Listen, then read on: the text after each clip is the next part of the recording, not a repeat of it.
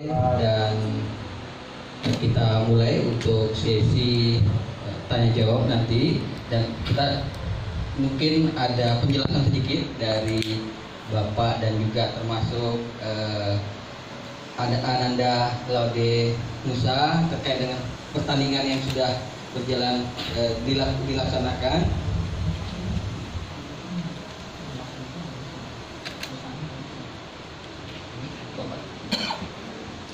Ya, mungkin nanti ada dilanjutkan ayat-ayat yang bisa disampaikan, karena sudah bisa juga menjadi catatan bagi teman-teman wartawan tentunya.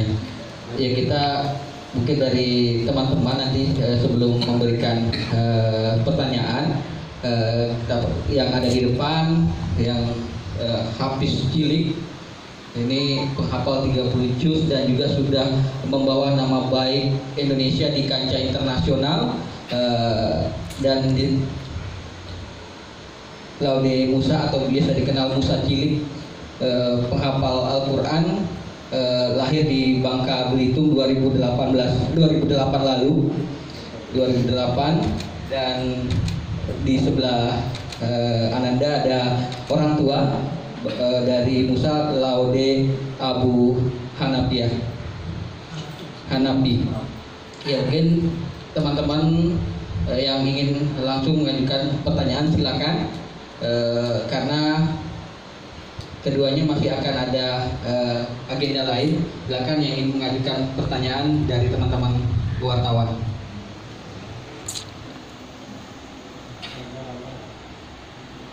Iya, silakan. Iya, Nasional Jakarta, Pak. Perwakilan Provinsi Kaltara. Mau nanya aja, Pak, ini umur berapa sekarang, Pak? Kita mau tanya umur. Iya. Hanya yang mau kita tanya, waktu dia belajar Al-Quran itu, Pak, umur berapa dan sampai dia bisa juara nasional? Internasional. Ya, bismillahirrahmanirrahim. Assalamualaikum warahmatullahi wabarakatuh. Waalaikumsalam. Musa secara khusus belajar Al-Quran, maksudnya secara khusus itu duduk berhadapan sama saya ya, itu sekitar 2 atau 3 tahun di antara itu. Kemudian selesai 30 juznya 5 tahun 10 bulan. 5 tahun 10 bulan. Nah, ketika selesai 5 tahun 10 bulan, atau sebelum selesai itu pun Musa udah mengikuti lomba-lomba seperti STQ, MTQ. Kemudian ya dari mulai cabang 20 juz waktu itu, 20 juz. Kemudian juara 1 itu juga, kemudian masuk ke 30 juz.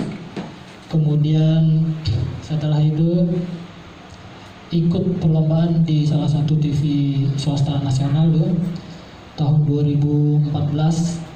Ya, 2014 itu juga juara 1 juga. Setelah itu ketika mengikuti lomba di TV swasta tadi, ada undangan ya mengikuti perlombaan internasional di Jeddah, Saudi Arabia. Itu lomba Musabaqah Asghar Hafid, yaitu perlombaan hafid terkecil. Itu maksimal ketika itu umur 10 tahun yang boleh mengikuti lomba tersebut. Ya, maksimal 10 tahun. Ketika itu Musa baru 5 tahun 10 bulan. Musa ketika itu peserta termuda dalam lomba tersebut, dan Musa dapat peringkat 12 dari 25 peserta, nilai 90,83.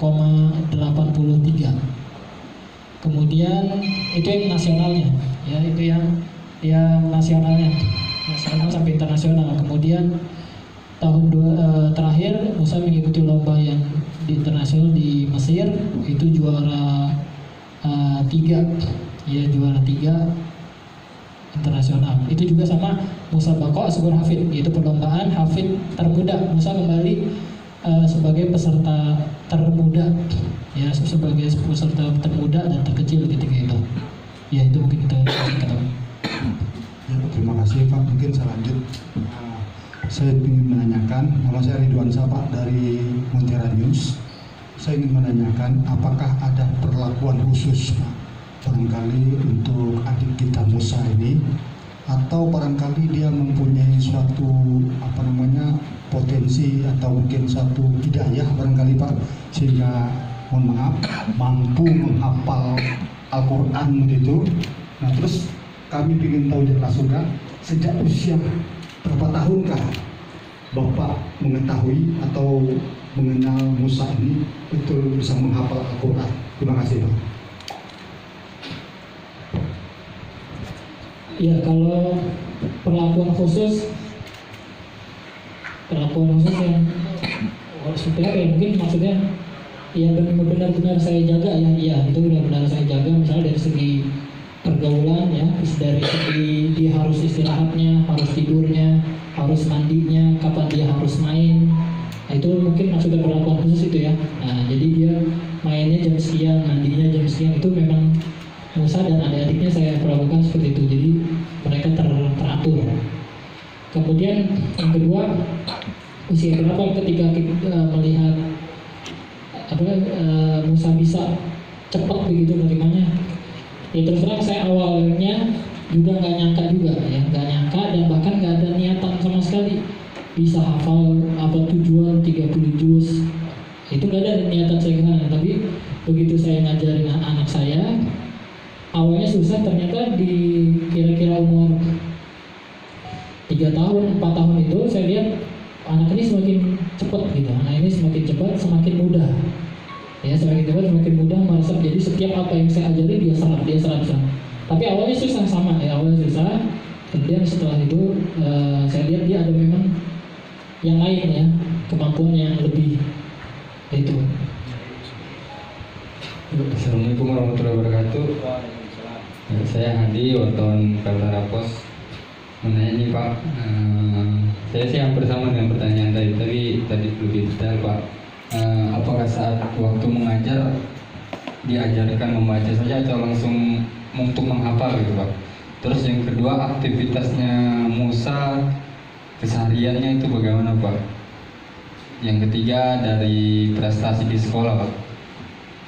Prestasi di sekolah. Terima kasih. Karena itu saya barengi ya. Jadi itu pada subuh, saya kan awal itu pada subuh. Nah itu saya awali dengan hafalan surat-surat pendek. Ya, kemudian setelah mulai surat hafalan, saya masuk ke buku Iqra tuh yang kita tahu ya, buku Iqra. Nah itu saya ajarin. Ya jadi ini dua nih, ya sembari bareng seperti itu. Nah selesai, kemudian ba'da maghrib juga seperti itu. Cuma ba'da maghrib itu mengulang hafalan yang tadi ba'da subuh, dilanjut dengan latihan baca tadi. Nah itu seperti itu selesai sampai umur 4 tahun gitu. Umur 4 tahun Musa selesai Iqra menjilid, kemudian bisa baca mandiri ketika itu di umur 4 tahun. Kemudian yang kedua, Kesehariannya Pak.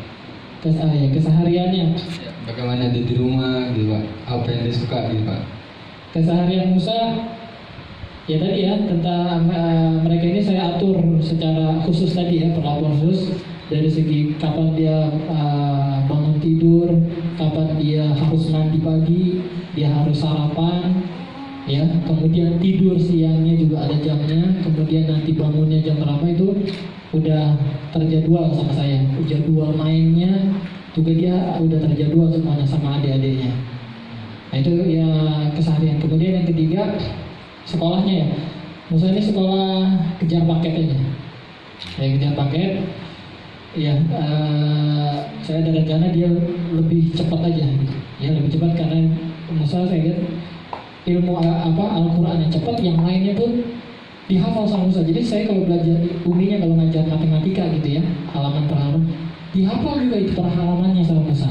Karena dia biasa menghafal tadi, jadi dia menghafal pelajaran-pelajaran lainnya dia hafal. Nah itu. Oke, sudah satu sesi. Assalamualaikum, Pak. Saya Ayu dari Radar Tarakan. Ingin menanyakan untuk adik Musa. Mungkin yang seperti Bapak bilang saya ambil tadi, kesehariannya Musa tidak seperti anak lainnya. makannya mungkin dijaga, tidurnya. Kalau untuk rutinitasnya seperti TV, gadget, HP gitu, apakah Musa sama seperti anak-anaknya bisa menggunakan gadget, bisa menonton televisi, dan satu lagi karena Musa ada penghafal 30 juz, apakah itu sekalian artinya atau bagaimana? Ya, televisi enggak ya, saya larang, tapi ada saluran-saluran khusus yang saya setel di rumah. Itu pertama. Kemudian kedua, tapi itu pun tidak larut gitu, jadi ada waktu-waktunya ya, tertentu ya. Itu dari situ. Kemudian masalah gadget saya larang ya, gadget saya larang. Tapi apakah bisa dia gunakan? Bisa dia. Jadi sudah ngelihat saya gitu kan, nanti kalau ngangkat telepon dia bisa, tapi nanti langsung saya ambil ya. Saya nggak boleh, saya ya melarang ya, sampai adik-adiknya juga nggak boleh gadget ya itu. Pak, satu lagi, kalau untuk sekedar olahraga misalnya dia seperti anak-anak lainnya ingin main gitu, gimana? Olahraga ya, tadi pagi saya dari hotel tuh, depan hotel saya lari, sepanjang itu saya lari ya. Itu lari pagi, renang, saya suka ajak misalnya berenang. Kemudian suka saya biasa, cuma tetap saya ke pasar juga sama aja, ke mall juga saya ajak juga, tempat makan gitu. Cuma ada waktu-waktunya gitu, ada waktu-waktunya, terjaga, nggak boleh mengganggu pelajaran gitu kan. Nah, sama seperti yang lainnya. Di rumah saya punya, orang bilang perpustakaan mainan, saya punya saking banyak itu mainan, jadi orang ngasih hadiah. Tapi tetap permainan ini ada waktunya, kapan dia harus mainan, apa yang dimainkan juga saya atur. Ya, cukup ya. Belajar mana nggak? Ya, ini mau belajar mana? Ini mau belajar mana juga? Saya punya. Belajar mana? Juga. Belum bisa. Karena misalnya termasuk anak yang mandiri atau manja?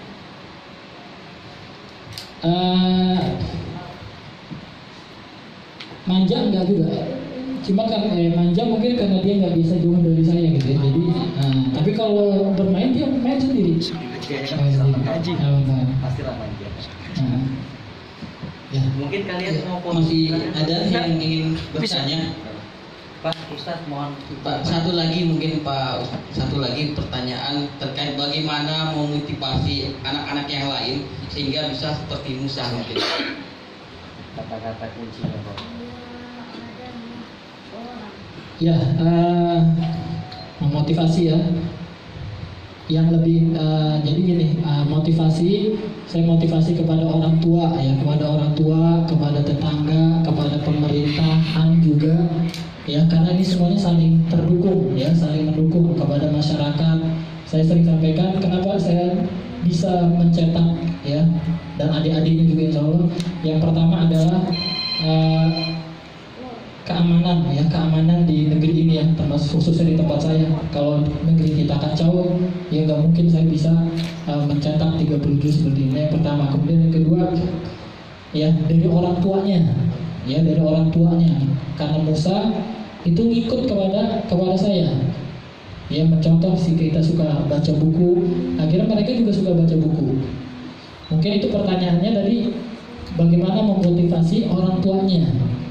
Ya bukan ke anak, tapi bagaimana memotivasi orang tuanya ya, agar semangat. Mereka harus berharap pahala yang besar di sisi Allah Subhanahu wa taala. Sebesar-besar pahala adalah amal jariah. Amal jariah yang paling besar adalah dari anak kita. Karena apa yang mereka kerjakan nanti pahalanya diperoleh oleh bapaknya. Ya mungkin itu sedikit. Minta 1-2 ayat Pak, bisa? Satu atau dua ayat yang bisa Ya, saudara. Boh. Jangan hafal nomornya, dibacain dulu kali. Apa surat apa ya? Secara langsung aja. Iya.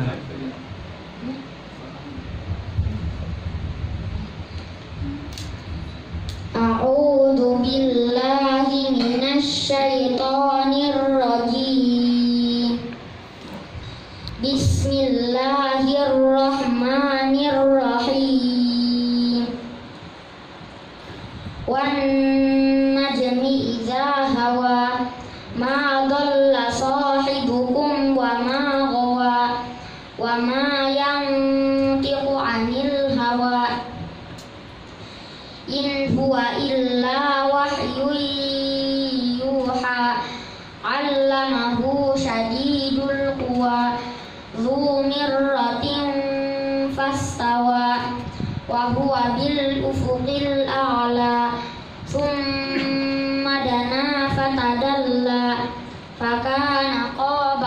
qausaini au adna. Oke. Sadaqallahu. Gimana teman-teman? Sudah cukup? Oke. Mungkin Pak Ustaz dan juga Dek Musa mungkin bisa tampil di depan. Pose dulu. Tutup dulu. Tutup aja. Bersama wartawan kita, Pak. Iya. Tutup aja. Ya, dengan lantunan ayat suci tadi menutup rangkaian jumpa pers pada sore hari ini, dan kita akan melanjutkan jumpa pers di besok dengan waktu nanti kita komunikasikan kembali. Billahi taufiq wal hidayah. Wassalamualaikum warahmatullahi wabarakatuh. Waalaikumsalam. Bawahnya mah nggak usah aja, nggak pakai sepatu. Bapak dulu. Ya. Bapak lah dulu.